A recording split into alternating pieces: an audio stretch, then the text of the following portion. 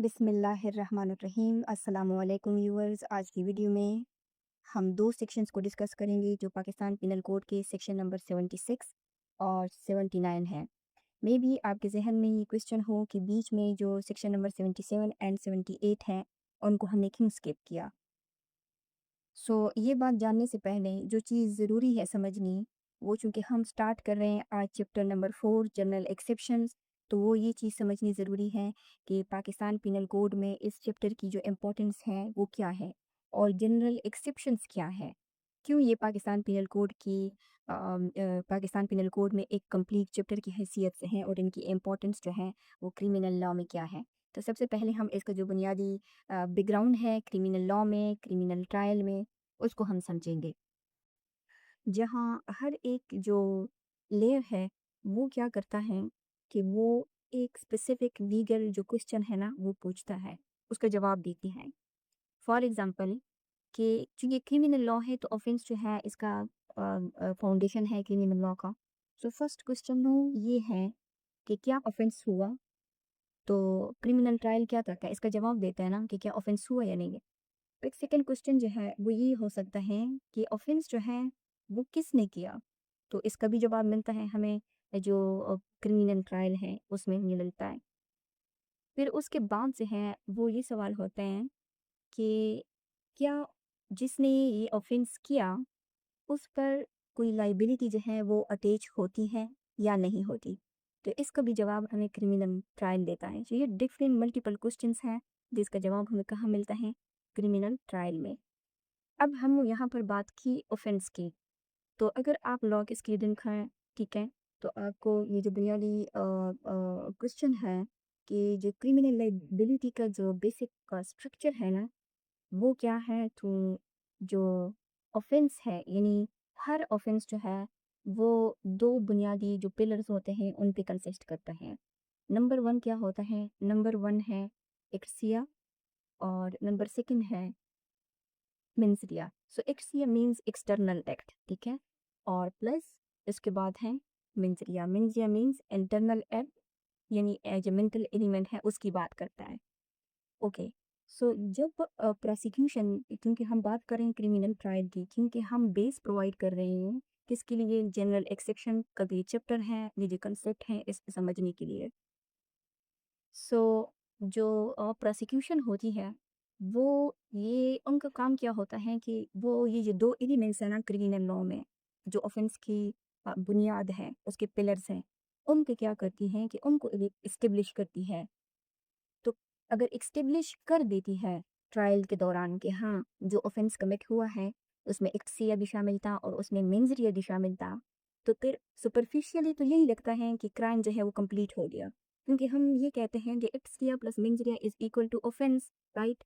और अगर जो प्रोसिक्यूशन है वो इस चीज़ में सक्सेसफुल हो जाती है कि हाँ इस ऑफेंस में एक्सिया भी शामिल था और मेंजरिया भी शामिल था, तो फिर तो ऑफकोर्स एक नॉर्मल ह्यूमन बीइंग को यही लगेगा ना कि क्राइम जो है वो कंप्लीट हो गया। लेकिन अब यहाँ पर फिर क्या होता है कि यहाँ पर जो चैप्टर नंबर 4 है ना जनरल एक्सेप्शन, वो एंट्री मारता है और कहता है कि हर एक जो कंप्लीट लुकिंग क्राइम है जिसमें एक्सटीरियर भी शामिल है जिसमें मिन्सरियर भी शामिल है, वो क्या है, वो ज़रूरी नहीं है कि वो लीगली पनिशेबल हो। अब ये हमें कहाँ से पता चलेगा कि अगर ऑफेंस के दो बुनियादी पिलर भी कंप्लीट है, वो ऑफेंस भी है, प्रोसिक्यूशन ने इस्टेब्लिश भी कर लिया यानी उन्होंने प्रूफ भी कर लिया, फिर उसके बाद ऐसा क्या रह जाता है लॉ में कि उसके बाद भी जो ऑफेंडर है वो बच सकता है। यानी जो लॉ है ना वो खुद कहता है कि हर जो क्राइम है, जो कंप्लीट लुकिंग क्राइम है, वो लीगली पनिशेबल नहीं होता। और ये बात, ये बुनियादी चीज़ है जो हम सीखेंगे चैप्टर नंबर 4 जनरल एक्सप्लेनेशन में। यानी जो क्रिमिनल लॉ का सेकंड हाफ है ना, वो ये डिसाइड करता है कि जो लाइबिलिटी है वो सरवाइव करेगी या कोलैप्स हो जाएगी। अगर वो सरवाइव करेगी तो फिर तो ऑफ कोर्स इसको पनिशेबल होगा ना ऑफेंडर। कोलैप्स किस सूरत में होगी क्रिमिनल लाइबिलिटी, वो इस सूरत में होगी कि अगर ये जो चैप्टर नंबर 4 के अंदर जो मल्टीपल जो सेक्शंस हैं 76 से लेकर 106 तक, इसके बीच में अगर कोई एक कंडीशन कंप्लीट होगी, तो फिर जो ये ऑफेंस है या जो क्रिमिनल लायबिलिटी है ना, ये कोलैप्स हो जाएगी। और इसीलिए जो जनरल जो एक्सेप्शंस का जो चैप्टर है ना, ये इसको मतलब इसको समझे बिना हम क्या कर सकते हैं, जो क्रिमिनल लॉ है ना, उसको मतलब हम समझ ही नहीं सकते। सो इस वजह से जनरल एक्सेप्शन का जो चैप्टर है, ये ज़रूरी है। ठीक है। अब यहाँ पे जो नेक्स्ट बात आती है, वो है बर्डन ऑफ प्रूफ की। ओके। सो जो बर्डन ऑफ प्रूफ है, वो कौमी शहादत के चैप्टर नंबर 9 में बात करता है। ये आर्टिकल नंबर 117 है, जो बर्डन ऑफ प्रूफ को क्या करता है, डिफाइन करता है। सो सबसे पहला जो रूल है वो आर्टिकल 117 में दिया गया है। यानी जो भी पार्टी हु एवर डिजायर्स, जो पार्टी कोर्ट से कोई जजमेंट चाहती है, उसे अपनी जो असर्टेड फैक्ट्स है ना, उनको क्या करना होता है, प्रूफ करना होता है।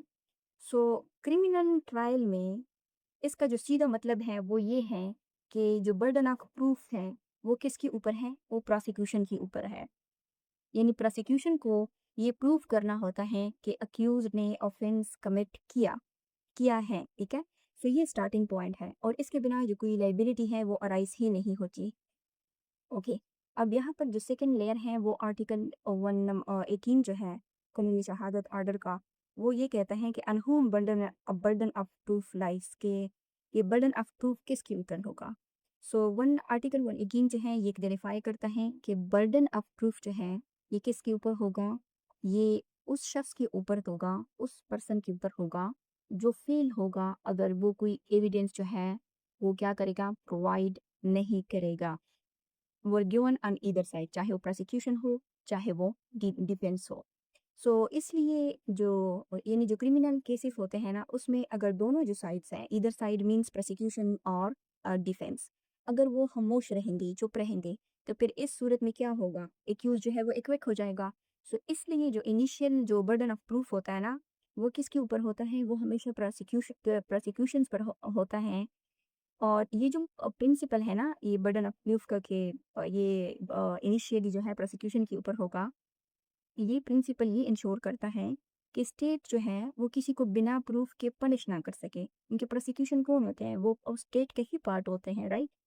सो यहाँ पे इसका जो एक इम्प्लिसिट कॉन्स्टिट्यूशनल इको भी है, वो इसका आता है जो कॉन्स्टिट्यूशन ऑफ पाकिस्तान का आर्टिकल 13A है। ठीक है, जो डबल जेपरडी की बात करता है। तो उसका जो प्रिंसिपल है ना, उसके साथ भी ये जो आर्टिकल 118 है, ये उसके साथ अलाइन करता है।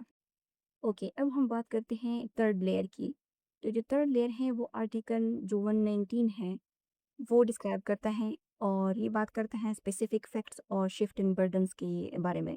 सो आर्टिकल 219 है, बात करता है कि burden of proof is to particular fact.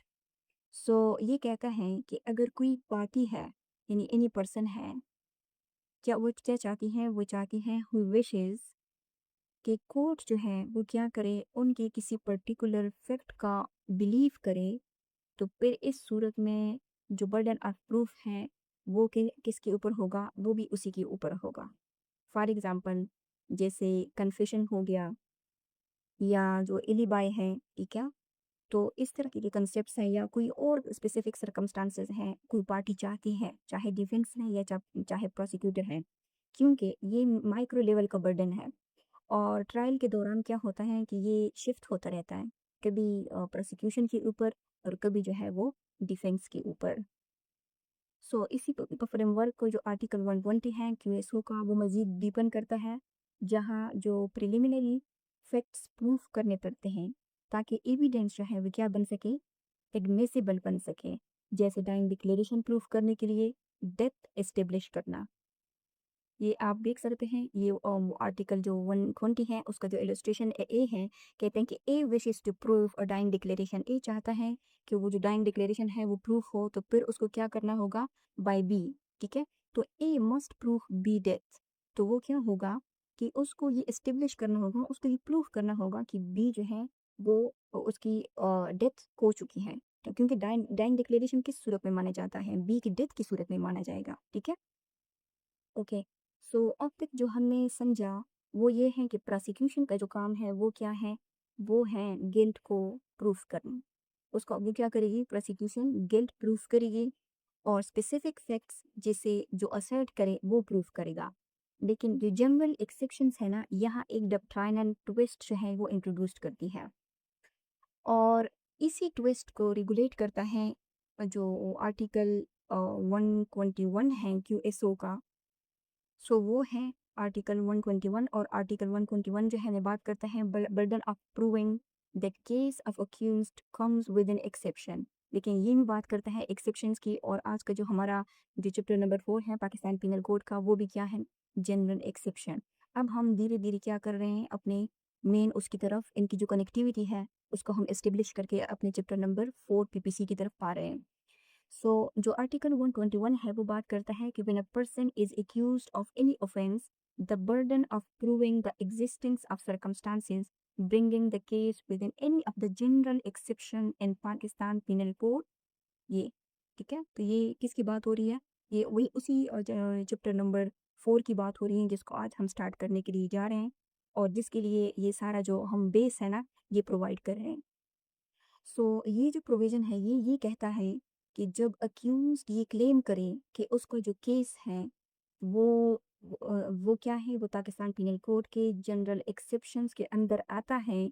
जैसे फॉर एग्ज़ाम्पल आप इलस्ट्रेशन में देख सकते हैं कि जो जनरल एक्सेप्शंस हैं उसमें डिफरेंट किस्म की कैटेगरीज़ हैं, डिफरेंट रीज़न्स हैं। यहाँ पे इलस्ट्रेशन ए में दिया गया है अनसाउंड माइंड यानी इंसेनिटी और फिर इसके बाद जो है ये sudden grave and sudden provocation ये भी है और इसके अलावा जो एक्सीडेंट है वो भी इसमें आ सकता है, इन्फिनिटी भी आ सकता है, नेसेसिटी भी आ सकता है, ठीक है। तो अगर वो ऐसी कोई वो देते हैं यानी तब क्लेम करता है जो अक्यूज्ड है कि उसका जो केस है वो जनरल एक्सेप्शन में आता है, तो फिर जो बर्डन ऑफ प्रूफ है ना वो किसके ऊपर होगा, the case of accused comes with an exception. तो फिर जो बर्डन ऑफ प्रूफ है वो अक्यूज्ड के ऊपर आएगा यानी कि उस एक्सेप्शन को प्रूव करना जो है का जो बर्डन है वो अक्यूज्ड के ऊपर यानी डिफेंस के ऊपर होगा।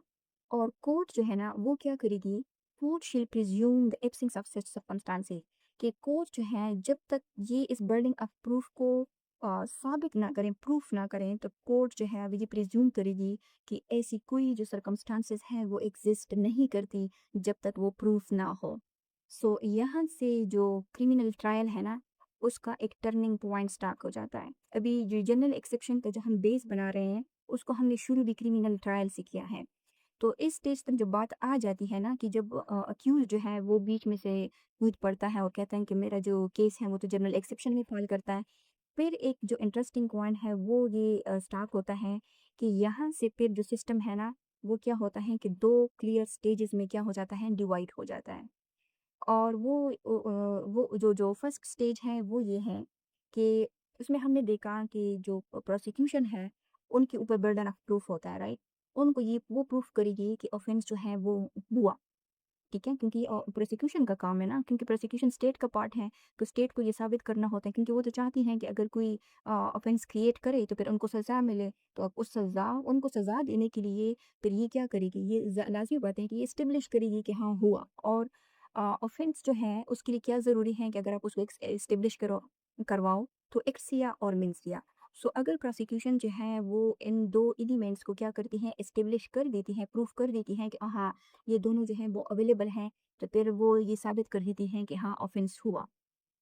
सो इसके बाद प्रोसिक्यूशन समझे कि प्रोसिक्यूशन ने किया प्रोसिक्यूशन ने यानी प्रूफ कर दिया कि एक्सटिया भी है और फिर मेंजरिया भी है। अब जो सेकंड स्टेज है वो क्या है कि अब जो अक्यूज्ड है ना वो प्रूफ करेगा। कौन प्रूफ करेगा, अक्यूज्ड यानी कि जो डिफेंस है, डिफेंस कौंसल है, वो ये प्रूफ करेगी कि इवन ऑफेंस हुआ, एक्सरिया भी इस्टेब्लिश हुआ, मेंजरिया भी इस्टेब्लिश हुआ, ऑफेंस भी हुआ यानी सुपरफिशियली हुआ, लेकिन लॉ के मुताबिक इनका ये काम है कि वो क्या चाहते हैं कि वो कहेंगे कि लॉ के मुताबिक ये पनिशेबल नहीं है। अब लॉ के मुताबिक इनका जो एक्ट है वो पनिशेबल कब नहीं होगा, जब वो chapter number 4 Pakistan penal code यानी जनरल एक्सेप्शन के अंदर आएगा, ठीक है। सो इसको अगर हम चैप्टर नंबर 4 जनरल एक्सेप्शन के कंटेक्स्ट में देखें तो जो जनरल एक्सेप्शन है वो असल में क्या करता है, लाइबिलिटी को निगेट करने का मैकेनिज्म है। देखिए अगर जो प्रोसिक्यूशन है उन्होंने ऑफेंस जो है वो प्रूफ कर लिया, ठीक है? कि जब जब भी ऑफेंस क्रिमिनल लॉ में एस्टेब्लिश हो जाता है तो आपके ऊपर क्या होती है, यानी क्रिमिनल लायबिलिटी आपके ऊपर आ जाती है। लेकिन जो जनरल एक्सेप्शन है वो उस क्रिमिनल लायबिलिटी को नेगेट करने का एक मैकेनिज्म है। और ये ऑटोमेटिक शील्ड प्रोवाइड नहीं करता, बल्कि ये तब ऑपरेट करेगा, यानी जब जो अक्यूज्ड है ना वो क्या करे, वो उन्हें एविडेंस के ज़रिए क्या करे, एस्टेब्लिश करे, यानी प्रूफ करे कि हाँ, मेरा जो एक्ट था वो किसके अंडर आता था, वो जनरल एक्सेप्शंस के अंडर आता था। ओके। सो इसको अब अगर हम यानी ये जो कंसेप्ट है, ये जो कुछ भी अभी तक हमने सीखा, इसको अगर हम क्रिमिनल फिलॉसफी के साथ लिंक करें ना, फिलॉसफी की नज़र से अगर हम इसको देखें, कि यहाँ पे फिर आता है जो मोरल थ्योरी है वो आती है। और मोरल थ्योरी के कंटेक्स्ट में फिर यहाँ पे मज़ीद टू डॉक्ट्राइन जो हैं वो आते हैं। और उसमें से एक जो है वो है, नंबर 1 है जस्टिफिकेशन का, और नंबर जस्टिफिकेशन, और सेकंड जो है वो है एक्सक्यूज़ का। तो अब हम इसकी तनाजुर में चैप्टर नंबर जो 4 है उसको उसको देखते हैं, ठीक है? क्योंकि ये जो दोनों है ना, ये एक्सक्यूज़ एंड जस्टिफिकेशन, ये जनरल एक्सप्लेनेशन के साथ लिंक है। ओके, सो ये जो 2 कांसेप्ट्स हैं ये 2 पुराने यानी लीगल कांसेप्ट्स हैं, हिस्टोरिकल हैं, जिसकी जो हिस्ट्री है वो हमें ब्रिटिश कॉमन लॉ में भी मिलती है। लेकिन अगर हम मॉडर्न लीगल थ्योरी में इसको देखें तो फिर इसमें जो हमें एक नाम नज़र आता है वो है जॉर्ज ऑफ केचर का, ठीक है? Modern legal theory. So George Fletcher जो है उन्होंने 1978 में एक बुक लिखी थी, उसका नाम था रीथिंकिंग क्रिमिनल लॉ। तो उसमें उन्होंने इन 2 कांसेप्ट को क्या किया था, वहाँ से ये जो 2 कांसेप्ट्स हैं ये इंतहाई पॉपुलर हुए। इसके अलावा ऑस्टन हॉब्स जो हॉट हैं वो क्या करते हैं, यानी ये सारे फिलोसफर्स हैं, ये भी इन 2 कांसेप्ट्स के बारे में बात करते हैं। सो ये जो 2 डॉक्ट्राइन हैं इनका जो बुनियादी मकसद है वो ये है कि जो इंसाफ है, जो जस्टिस है उसको मज़ीद एक्यूरेट बनाया जाए। और ये जो कॉन्सेप्ट्स हैं, ये जो डॉक्ट्राइन है, ये चाहते हैं, ये देखते हैं कि कंडक्ट और जो वर्सेस एक्टर हैं, उसमें क्या किया जा सके, फ़र्क किया जाए, यानी एक्ट और इंसान का फ़र्क। सो यहाँ पर जो लॉ है ना, ये देखना चाहता है कि क्या सिर्फ़ काम जो है, यानी एक्ट जो है, वो गलत था, या उसे करने वाला जो एक्टर था, वो भी ज़िम्मेदार था। सो इसको अगर हम जस्टिफिकेशन के हवाले से देखें तो जस्टिफिकेशन में जो लॉ है ना वो ये देखती है कि एक्ट जो है वो क्या है, वो खुद लॉफुल था, यानी एक्ट क्या था, वो लॉफुल था। जैसे जो लॉ है वो प्राइवेट डिफेंस में क्या करता है, अलाउ करता है, अगर आप प्राइवेट डिफेंस में किसी को वो कर दें तो आप जो है वो ऑफेंडर्स नहीं होते, ठीक है? क्रिमिनल लायबिलिटी आपके ऊपर नहीं होती। यहाँ जो एक्ट किया है वो क्या है, वो एग्जिस्ट करता है लेकिन वो रॉन्ग नहीं रहता, ठीक है? एक्शन तो है कि अगर आप प्राइवेट डिफेंस में किसी को कत्ल कर देते हैं फॉर एग्जाम्पल, तो वो एक्ट है ना, एक्सिया तो है, लेकिन लॉ वो लॉफुल है, ठीक है? वो रॉन्ग नहीं रहता। दूसरी का अगर हम एक्सक्यूज़ में देखें, तो फिर एक्सक्यूज़ में जो एक्ट है ना, जो एक्ट होता है वो बज़ाते खुद क्या होता है, एक्ट रॉन्ग होता है। लेकिन यहाँ पर जो एक्टर होता है ना, वो क्या होता है कि वो ब्लेम वर्दी नहीं होता। जैसे अभी हम इसमें इसको चैप्टर नंबर 4 में डिटेल से पढ़ेंगे। इसकी एग्ज़ाम्पल्स ऐसी हैं एक्टर्स की कि जैसे इन इन इन इन्फेंसी हो गया, यानी अगर कोई छोटा बच्चा है, या इंसेनिटी हो गया, जैसे कि अगर दिमागी तौर पर कमज़ोर आदमी है, तो फिर ये कौन है? ये एक्टर्स हैं ना। अगर ये एक्टर्स जो हैं, वो कोई एक्ट जो है, यानी एक्ट जो है वे बजाते कोई रॉन्ग एक्ट करते हैं, तो एक्ट तो रॉन्ग है, लेकिन यहाँ पर जो एक्टर्स हैं, वो क्या है, वो ब्लेम वर्ड की लॉ की नज़र में कंसिडर नहीं होते, ठीक है? तो यहाँ को मेंजरिया या जो कैपेसिटी है ना, उसकी डिफिशिएंसी आ जाती है, यानी वो डिफिशिएंट होती है। और जो चैप्टर नंबर 4 है जनरल एक्सेप्शन, ये इन दोनों कैटेगरीज को क्या करता है, कवर करता है। और बर्डन रूल्स जो हैं वो ये डिसाइड करते हैं कि कौन सा जो डॉक्ट्राइन है, जस्टिफिकेशन या एक्सक्यूज, वो सक्सेसफुली अप्लाई होगा। ओके, अब इसको हम फाइनल स्टेप्स में समझते हैं। यानी ये तो पूरे क्रिमिनल ट्रायल का जो सिस्टम का, जिसको हमने अभी रीड किया, देखा। तो इसको अगर हम फाइनल स्टेप में देखें तो कोर्ट क्या करती हैं, सबसे पहले कोर्ट ये देखती हैं कि जो प्रोसिक्यूशन है, क्या उन्होंने जो वो है जो बर्डन ऑफ प्रूफ है, यानी जो ऑफेंस है प्रोसिक्यूशन ने किया उसको प्रूफ किया। किसको? ऑफेंस को। अगर ऑफेंस को प्रूफ नहीं किया तो फिर क्या होता है? तो फिर तो केस डिसमिस हो जाता है ना, केस खत्म हो जाता है। अब बात ये है कि अगर प्रोसिक्यूशन ने इस ऑफेंस को एस्टेब्लिश किया, प्रूफ किया कि इब्स भी था और मिंद्रिया भी था, तो फिर यहाँ से एक जो नेक्स्ट क्वेश्चन है वो ये उठता है कि क्या जो अक्यूज्ड है, यहाँ पे बात आती है अक्यूज्ड की, ठीक है? इसको अब हम अपनी चैप्टर नंबर 4 के साथ मिला रहे हैं कि क्या अक्यूज्ड जो है उसने कोई जो एक्सेप्शंस है वो वो की है, यानी कोई एक्सेप्शन जो है वो प्रूफ की है, ठीक है? अगर एक्सेप्शन जो है एक्यूज़ जो है वो कोई एक्सेप्शन एस्टेब्लिश कर लेता है, तो वही एक जो पहले क्राइम था जिसको प्रोसिक्यूशन ने प्रूव किया था, वो क्या होगा? अब लीगली नॉन क्राइम बन जाता है, ठीक है? अगर एक्सेप्शन प्रूफ ना हो तो लायबिलिटी क्या रहती है? तो फिर तो लाज़मी बात आता है कि ये जो ऑफेंस है ये एस्टेब्लिश हो जाता है और टीम में लायबिलिटी भी होती है। फिर इस अक्यूज़ से क्या होगा? मतलब पनिशमेंट मिलेगी जो सेक्शन नंबर 53 का जो एक पूरा लिस्ट था उसके अंदर उसके ऑफेंस के हिसाब से, और फिर उसको कन्विक्शन होगी, ठीक है? लेकिन अगर उसने भी एक्सेप्शन जो है अंडर चैप्टर 4 वो एस्टेब्लिश की है, तो फिर यहाँ से जो अक्यूज़्ड है, फिर वो उसकी जो एक्विटल है वो हो जाती है। सो जो क्रिमिनल लॉ है ना, वो क्या है कि वो सिर्फ ऑफेंसेस का कलेक्शन नहीं है कि देखें हम पाकिस्तान क्रिमिनल कोड पढ़ रहे हैं, हम कह रहे हैं कि इसमें 511 सेक्शन है, कि ये सिर्फ ऑफेंसेस का कलेक्शन तो नहीं है ना, बल्कि इसके साथ साथ इसको आप ऐसे समझें कि ये 2 स्टेज फिल्टर है। पहला फिल्टर जो हाँ वो ये है कि ऑफेंस को क्या करना होता है, एस्टेब्लिश करना होता है, और जो दूसरा फ़िल्टर है वो ये डिसाइड करता है कि वो गिल्ट जो है, वो जो ऑफेंस है वो लीगली पनिशेबल है भी या नहीं, राइट? और ये जो सेकंड फ़िल्टर है उसका नाम क्या है? उसका नाम है जनरल एक्सेप्शन, जिसे प्रूफ करने के लिए जो कानून शहादत का जो बर्डन होमवर्क है वो एक्टिवली काम करता है। और इसके बाद अब हम क्या करेंगे कि हम अब बाकायदा तौर पर अपने जनरल एक्सेप्शंस का जो सेक्शन नंबर 76 है इसको हम स्टार्ट करेंगे।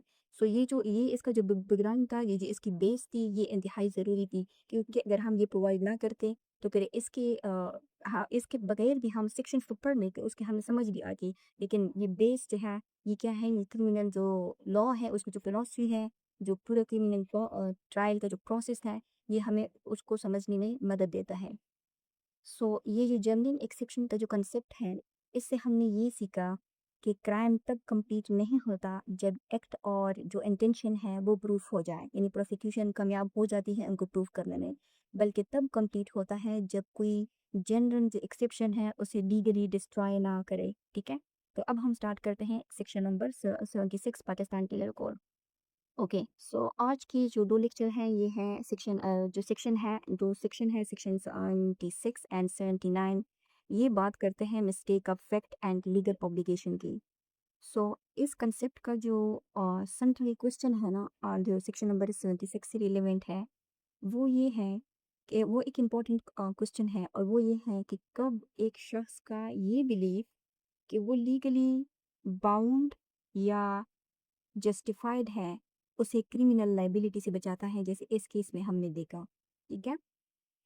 यानी ये जो 2 सेक्शंस हैं ये असल में गुड फेथ, जिसको हमने section number 52 Pakistan penal code में कवर किया था, ये जो गुड फेथ की डेफिनेशन बताता है, और जो मिस्टेक ऑफ फैक्ट है ना उसके थ्रू जो लायबिलिटी कोडेक्स हो जाती है ना, उसको समझने में हमें ये 2 सेक्शंस जो हैं ये मदद देंगे।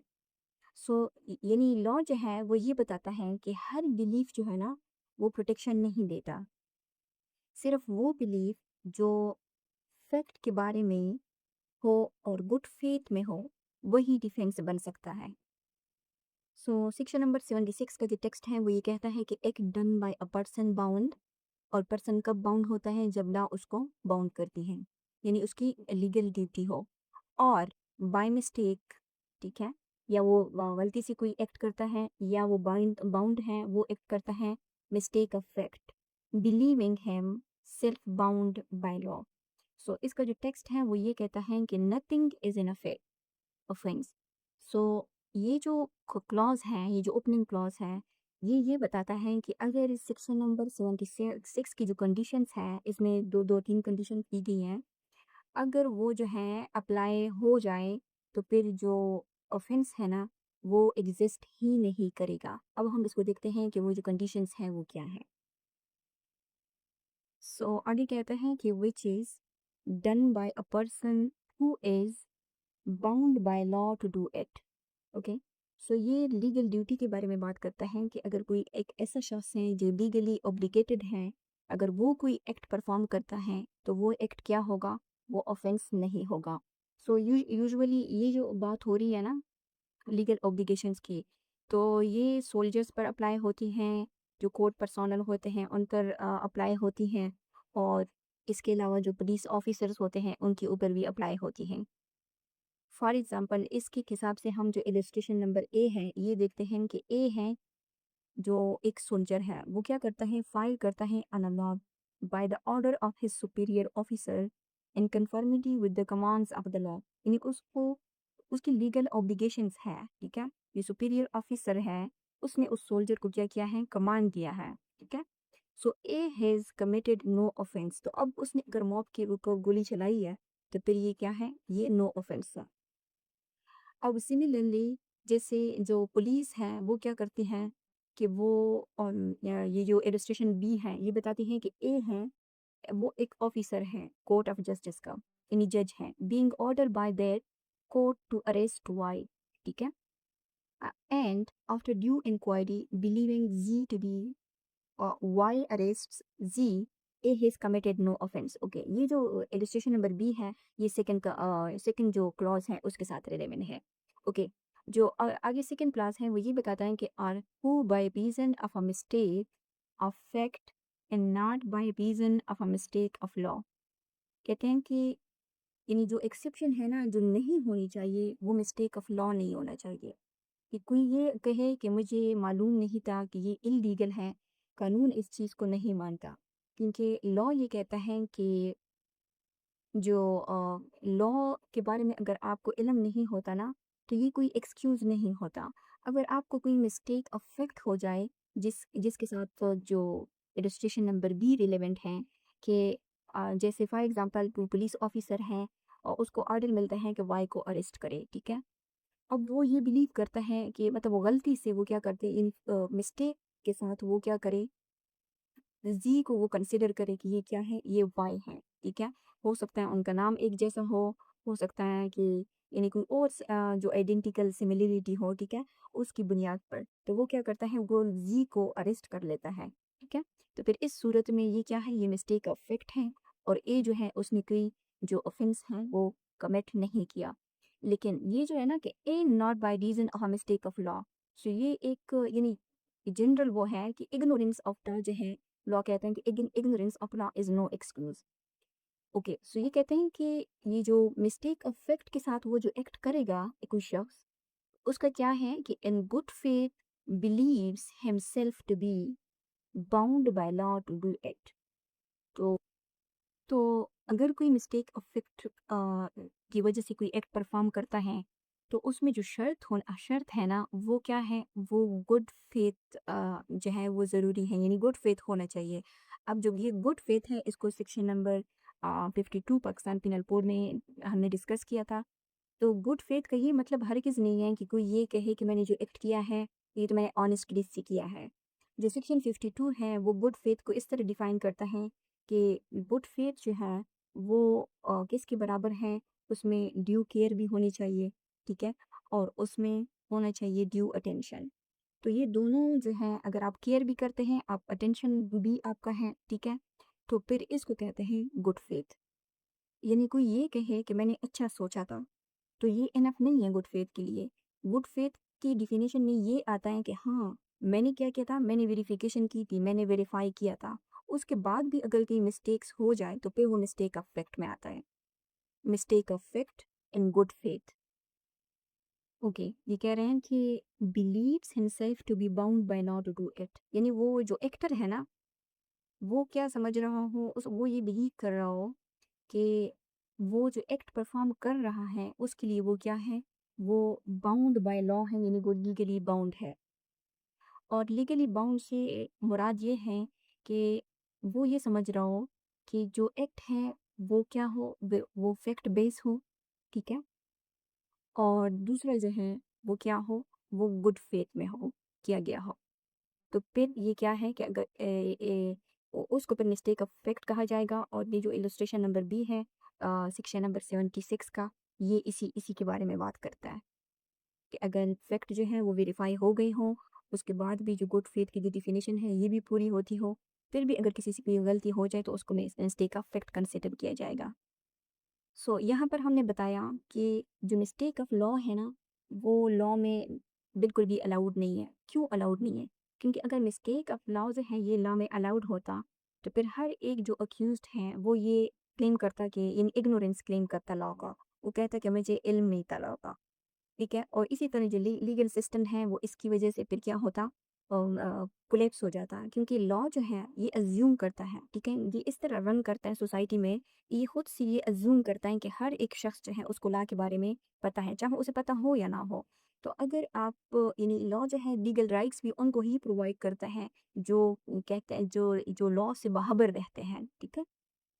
सो जो सेक्शन नंबर 76 है, वो 3 जो लेयर्स है ना उनको डिस्कस करता है। नंबर 1 वो बात करता है फ़ैक्चुअल मिस्टेक्स की, कि अगर यानी मिस्टेक ऑफ फैक्ट्स हों, ठीक है, फ़ैक्चुअल मिस्टेक्स।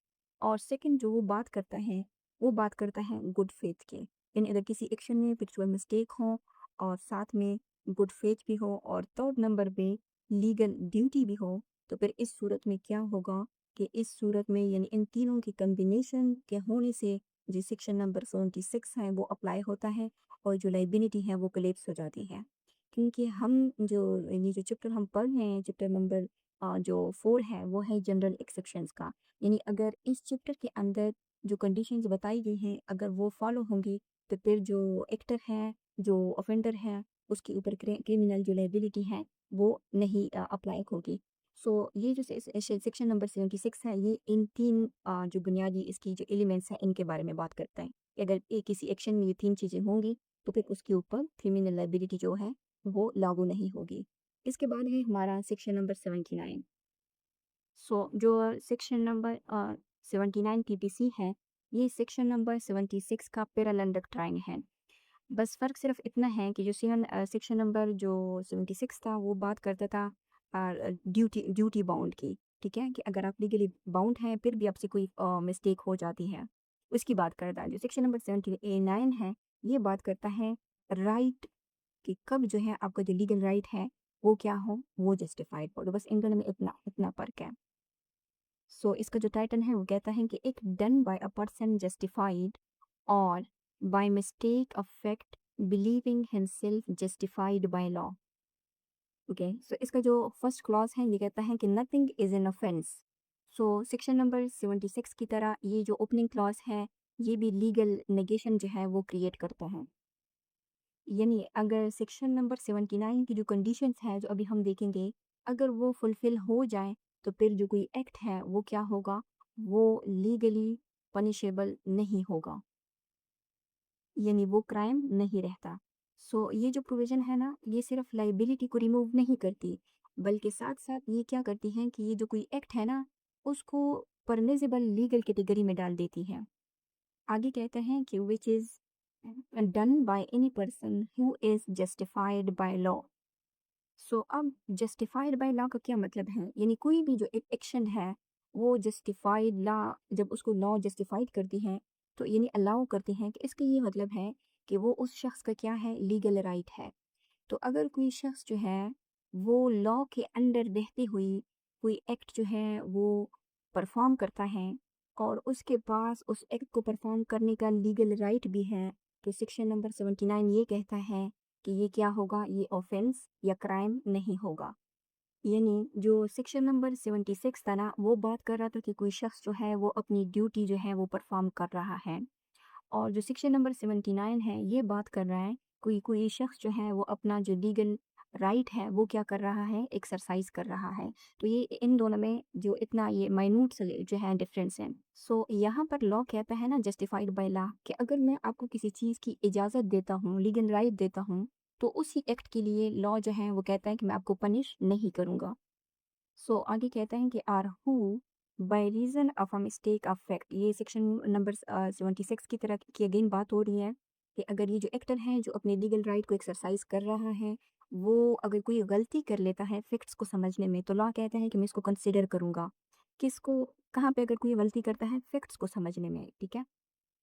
लेकिन जो बाउंड्री ये 2 सेक्शन सेट करते हैं, वो ये इस फ्रेज़ में सेट करते हैं कि ये कहते हैं कि not by reason of a mistake of law in good faith, कि अगर आप कोई लॉ को अगर आप समझने में गलती करते हैं, तो फिर जो है लॉ इसको क्या करता है, कंसिडर कभी भी नहीं करता। Believe himself to be justified by law in doing it. So दोनों जो सेक्शंस हैं, सेक्शन नंबर 76 और सेक्शन नंबर जो 79 है, दोनों सिमिलर नेचर के हैं, लेकिन जो बारीक सा फ़र्क है दोनों में, वो ये है कि एक ड्यूटी की परफ़ॉर्मेंस की बात कर रहे हैं और दूसरा लीगल राइट्स की बात करें। अब इस इलस्ट्रेशन को देखते हैं। कहते हैं कि A sees Z commit what appears to A to the murderer, कि ए क्या देखता है कि जी क्या कर रहा है, मर्डर कमिट कर रहा है, और ए को क्या लगेगा, तो वो क्या है, मर्डरर है, राइट। सो आगे है कि A in the exercise to the best of his judgment exerted in good faith of the powers which the law gives to all person of apprehending murders in the act CZZ। सादा ज़बान में इसका ये मतलब है कि ए जो है वो गुड फेथ में क्या करता है कि वो जी को मर्डरर समझकर जी को क्या करता है, अरेस्ट करता है। In order to bring Z before the proper authorities, कि वो उसको मतलब कोर्ट में पेश करे या पुलिस के सामने पेश करे। A has committed no offence, कहते हैं कि ए ने कोई ऑफेंस नहीं किया। हालांकि अदरवाइज तो अरेस्ट जो है, अगर आपके पास कोई लीगल राइट नहीं है, किसी को अरेस्ट करना एक क्राइम है। Though it may turn out that Z was acting in self defence, क्योंकि ए को बाद में पता चलता है कि जी ने जो ये मर्डर किया है, ये क्या है, ये सेल्फ डिफेंस में किया है। क्योंकि इसी चैप्टर में, सॉरी, जो पाकिस्तान पिनल कोड है उसमें आगे जाके हम एक कंप्लीट चैप्टर पढ़ेंगे जो कि किस के ऊपर बेस है, सेल्फ डिफेंस के ऊपर बेस है। तो इसमें हम मल्टीपल जो ऑफेंसेस हैं वो देखेंगे कि सेल्फ डिफेंस में कौन कौन से जो ऑफेंसेस हैं वो कमिट किए जा सकते हैं, यानी वो लीगली जो है पनिशेबल नहीं है। अब हो सकता है कि आपके ज़हन में ये सवाल हो कि यहाँ पे तो ये नहीं लिखा कि ए जो है वो एक पुलिस ऑफिसर है। तो अगर उसके साथ कोई डिज़िग्नेशन अटैच नहीं है, तो इसका मतलब है कि ए कौन है? वो एक कॉमन सिटीज़न है। अगर वो एक कॉमन सिटीज़न है, तो उसके पास तो कोई अथॉरिटी नहीं है कि वो क्या करे, वो जी को अरेस्ट करे। तो यहाँ पर जो ए ने जो कुछ किया वो पब्लिक ड्यूटी और यानी लीगल जो पावर है उसको गुड गुड फेथ में एक्सरसाइज़ किया। सो लॉ जो है ना वो एक यानी कुछ कंडीशंस में जो लॉ है वो सिटीजन्स को कुछ लिमिटेड यानी सर्कमस्टांसिस में सेल्फ हेल्प या जो इमीडिएट एक्शंस होती है ना, उनकी अथॉरिटी जो है वो अलाउ करता है। अगर वो अथॉरिटी जो है वो गुड फेथ के साथ जो है, अगर वो परफॉर्म की जाए, कंडक्ट की जाए, एक्सरसाइज की जाए, तो फिर जो लाइबिलिटी है वो क्या होगी, वो अटैच नहीं होती under section number 79 Pakistan penal code. So ये जो दोनों सेक्शंस है ना, ये जो सेक्शन नंबर 76 है वो लीगल ऑब्लिगेशन की बात करता है, यानी ड्यूटी बेस्ड जो प्रोटेक्शन है वो प्रोवाइड करता। और जो सेक्शन नंबर 79 है वो लीगल जस्टिफिकेशन की बात करता है, यानी राइट बेस्ड प्रोटेक्शन जो है वो क्या करता है, अलाउ करता है। लेकिन दोनों जो है, दोनों का जो कॉमन फाउंडेशन है ना, वो है फिक्चुअल फिक्चुअल ओके, यहाँ पे इसको लिख देते हैं, वो है factual mistake plus good faith plus absence of legal mistake. तो दोनों जो है यानी ये जो तीन चीज़ें हैं ना, ये दोनों सेक्शंस का क्या है, ये उसका कॉमन फाउंडेशन है। मीनिंग ये चीज़ें जो है ज़रूर होनी चाहिए कि जो मिस्टेक हो वो फैक्चुअल हो और साथ में गुड फेथ भी अटैच हो। और फिर दूसरी चीज़, जो तीसरी चीज़ है इंपॉर्टेंट, कि वो जो मिस्टेक हो वो लीगल मिस्टेक बिल्कुल भी ना हो, यानी एब्सेंस ऑफ लीगल मिस्टेक होनी चाहिए। तब ये जो दो सेक्शंस हैं ये क्या होंगे, ये ऑपरेशन में आएंगे। लेकिन दोनों जो है अपनी अपनी जगह पर आएंगे। ये अपने लीगल ड्यूटीज़ की जगह पे आएगा और ये लीगल राइट्स को एक्सरसाइज करते हुए आएगा। सो अगर सिंपल वर्ड में हम इन दोनों सेक्शन को समझें, तो जो सेक्शन नंबर 76 और 79 हैं ये इंश्योर करते हैं कि जो लोग गुड फेथ में गुड गुड फेथ में अगर वो कोई फैक्चुअल जो रियलिटी होती है ना, उसको उसको यानी फ़ैक्चुअल रियलिटी को समझकर लॉ फ़ॉलो करते हैं, गुड फ़ेथ में, ये ज़रूरी है।